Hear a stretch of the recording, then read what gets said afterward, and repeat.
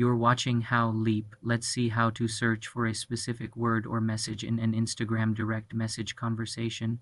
Open the Instagram app and go to your direct messages by tapping the paper airplane icon. Open the specific chat where you believe the message was sent. Once inside the chat, look at the top of the screen.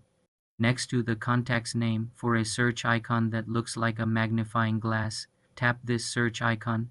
A search bar will appear at the top of your chat. Type in the specific word, phrase, or even an emoji you are looking for.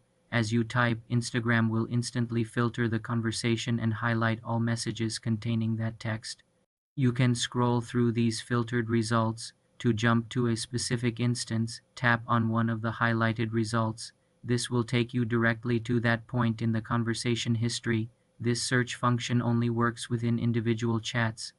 There is no global search across all your messages at once. You must know which person or group chat to search in first. The search also works in group chats to find messages from specific participants. This is extremely useful for finding old links, addresses, or plans shared in a busy conversation. For more simple Instagram tips and tricks, subscribe to the channel.